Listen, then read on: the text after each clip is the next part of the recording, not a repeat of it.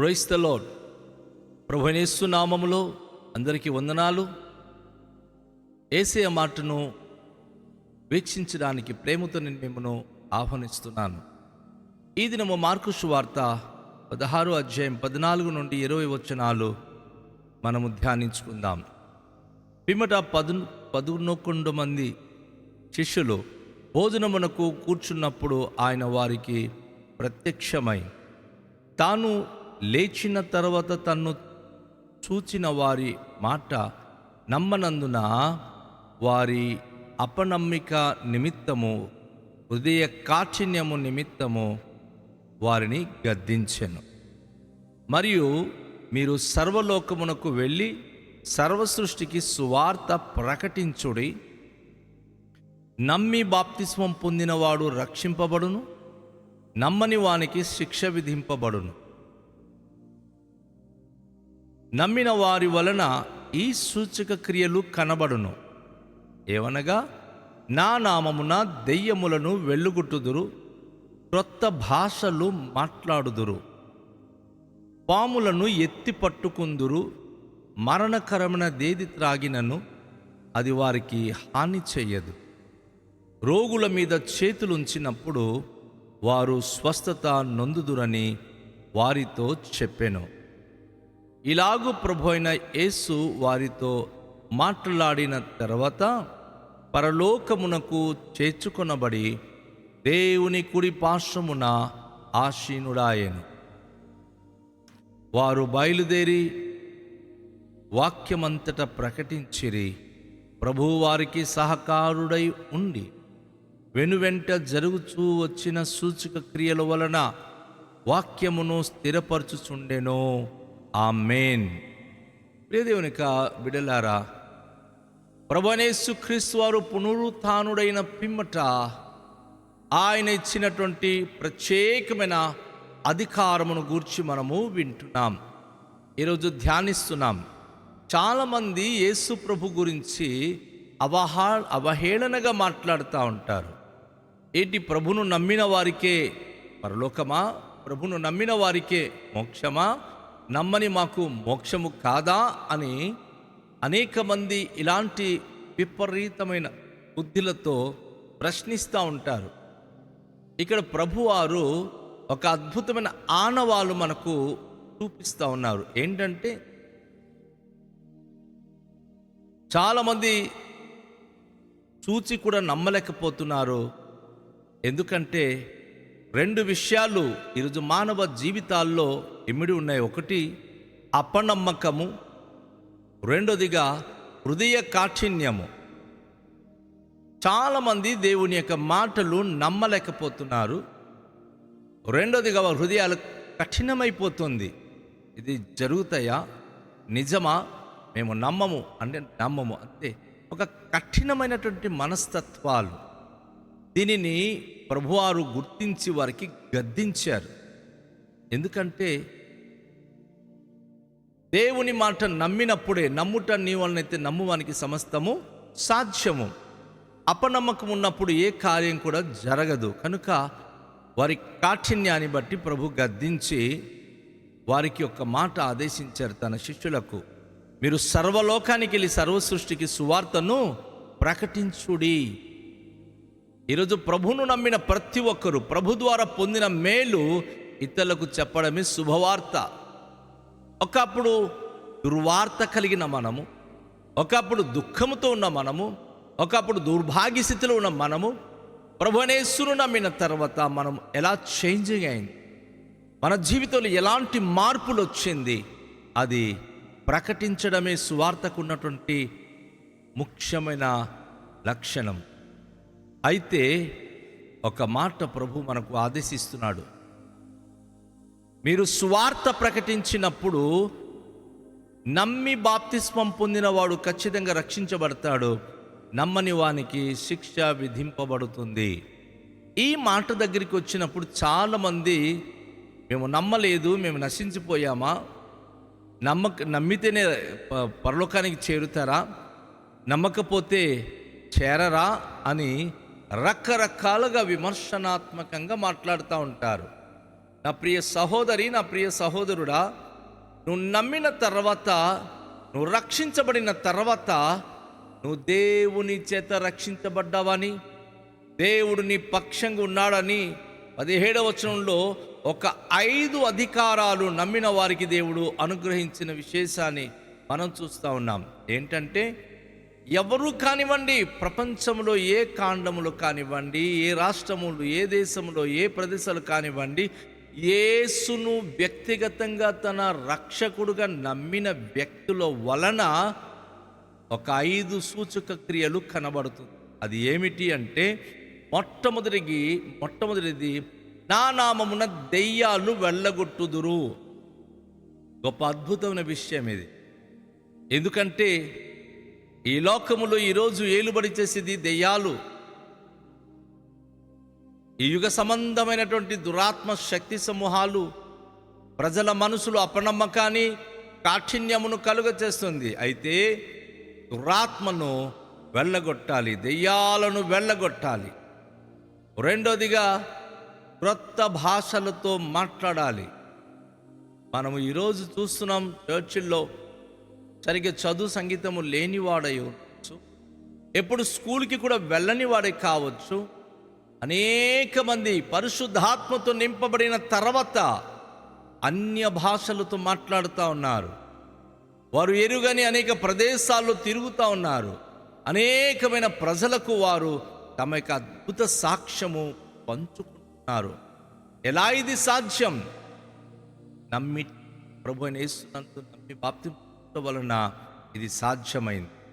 దెయ్యాలు వెళ్ళగొట్టడం జరుగుతుంది, క్రొత్త భాషలో మాట్లాడడం జరుగుతుంది. మూడోదిగా పాములను ఎత్తి పట్టుకుంటాం. గమనించండి, అంటే పాములు ఆడించడం కాదు సుమా, అది ఎలాంటి పాములైనా, అంటే సాతాను యొక్క శక్తులైనా దాన్ని కంట్రోల్ చేసే అధికారము తను నమ్మి బాప్తిస్మం పొందిన వారికి దొరుకుతుంది.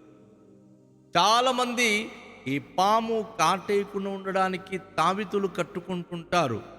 ఒకవేళ తావీతులు కట్టినా సరే చనిపోవచ్చు. కానీ ప్రభు పట్ల విశ్వాసం కలిగి యేసు నామములో బాప్తిస్మము తీసుకుని జీవించినట్టు వారు, యేసు ప్రభు వాక్యం మీద నిక్కచ్చంగా నిలబడిన వారికి ఆ పామును కంట్రోల్ చేసే అధికారము ప్రభు వలన వారికి కలుగుతుంది. ఇక నాలుగోదిగా మరణకరమైన ఏది త్రాగినా అది వారికి హాని చేయదు. చాలాసార్లు తెలుసో తెలియకో మనం కొన్ని ఆహార పదార్థాలు, పానీయాలు సేవిస్తూ ఉంటాం. మనకు గిట్టని వారు ఏదో ఒకటి మనకు పెడతారు మన మీద ప్రయోగం చేయడానికి. అయితే నువ్వు ప్రభువును నమ్మి బాప్తిస్మం పొందుకొని ఉన్నావా? నువ్వు ఏ ఆహారము, ఏ పానీయము సేవించినా, తిన్నా, తాగినా నువ్వు కళ్ళు మూసుకొని ఒక్క మారు ప్రార్థన చేయాలి. ప్రభువునకు నువ్వు ఒక్క మాట ప్రార్థన చేసినప్పుడు ఆ విషయము విరుడు అవుతుంది. మరణకరమైన ఏది త్రాగినా నీకు హాని చేయదు. ఎందుకు అంటే నువ్వు బాప్తిస్మము తీసుకున్నావు, యేసు నామము నీలో ఉంది. ఆ నామమే నిన్ను స్వస్థతనిస్తుంది, శుద్ధి చేస్తుంది, రక్షణదిగా నీకు నిలబడుతుంది. ఐదోదిగా రోగుల మీద చేతులుంచినప్పుడు వారు స్వస్థత నొందుదురు. ఈ విషయానికి వచ్చినప్పుడు చాలామంది ఈరోజు రోల్ చేస్తున్నారు. యేసు నామములో స్వస్థత పొందుతారా, ఎలాంటి రోగులైనా బాగైపోతారా అని. నా ప్రియ సోదరి, నా సహోదరుడా, అవును, ఎలాంటి రోగి అయినా బాగవుతారు. కాకపోతే ఎప్పుడు ఆ రోగి నమ్మాలి, నేను ప్రభు దగ్గరికి వెళుతున్నాను, ఆయన నన్ను బాగు చేస్తాడని. అపోస్తుడైన పౌలు అంటాడు, దేవుని యొద్దకొచ్చువాడు, విశ్వాసము లేకుండా దేవునికి ఇష్టడై ఉండుట అసాధ్యము. దేవుని యొద్దకొచ్చువాడైన ఉన్నాడని తన్ను అడిగి వారికి ప్రతిఫలము దయచేయగలని నేను నమ్మవలను కదా. నమ్మకం లేకుండా మీరు ప్రార్థన చేయండి, నన్ను బాగు చేయండి, అప్పుడు మీ దేవుడు నమ్ముతామంటే ఇది కేవలము ఎగతళి చేసే మాటలు. దేవునికి నమ్మని వారికి దేవుడు ఎలాంటి అద్భుత కార్యాలు చేయడు. కనుక 5 అధికారము: దెయ్యాలు వెళ్ళగొట్టే అధికారం, క్రొత్త భాషలో మాట్లాడే అధికారం, తర్వాత పాములు ఎత్తి పట్టుకునే అధికారము, మరణకరమైన ఏది త్రాగిన హాని కలుగకుండే అధికారం, రోగుల మీద చేతులుంచినప్పుడు వారు స్వస్థత పొందే అధికారం, వారిని స్వస్థపరిచే అధికారం. ఈరోజు వాక్యం వింటున్న ప్రియ సహోదరి సహోదరుడా, యేసును నీ వ్యక్తిగతంగా రక్షకుడిగా నమ్ముతున్నావా? ఒకసారి టెస్ట్ చేయండి. ఎవరికైనా బాగలేకపోతే, ప్రభువా నేను నమ్ముతున్నాను, నీ మీద నేను విశ్వాసం కలిగి ఉన్నాను, నీ పట్ల పరిపూర్ణ నమ్మకత్వం కలిగి ఉన్నాను, నన్ను దీవించనని మీరు ఎప్పుడైతే విశ్వాసంతో ప్రార్థన చేస్తారో ఖచ్చితంగా ప్రభు మీ జీవితంలో కార్యాలు ఆయన జరిగిస్తాడు. ఇలా ప్రభు వారితో అనేక విషయాలు మాట్లాడి తన శిష్యులకు అధికారం ఇచ్చి, ఏ దేవుని సంధించి ఆయన ఈ భూలోకానికి వచ్చాడో ఆ దేవుని రాజ్యానికి చేరుకున్నాడు. గొప్ప విషయం ఏమిటంటే, ఈ లోకాన్ని జయించి పాపులైన మానవ జీవితానికి తన రక్షణ ప్రసాదించి ఆయన తండ్రి అయిన దేవుని కుడి పార్శ్వమందున సింహాసనం మీద ఆసీనుడై ఉన్నాడు. ఆయన ఎక్కడో ఉండిపోలేదు. సాధారణంగా మనం అనేక దేవి దేవతల గురించి మనం వింటుంటాం, ఫలానా చోట వెలిసిన దేవుడు దేవతలని. కానీ యేసు ప్రభు వారు భూలోకంలో యెరూషలేములో వెలిసి ఉండిపోలేదు, గొలగొతా కొండపైన ఉండిపోలేదు, బెత్లెహేములో ఉండిపోలేదు. అవన్నీ ఆయన పుట్టిన స్థలాలు, ఆయన సంచరించిన స్థలాలు. కానీ చనిపోయి తిరిగి లేచి పునరుత్థానుడై పరలోకమునకు చేర్చుకొనబడి దేవుని కుడి పార్శ్వమందు ఆయన ఆసీనుడై ఉన్నాడు.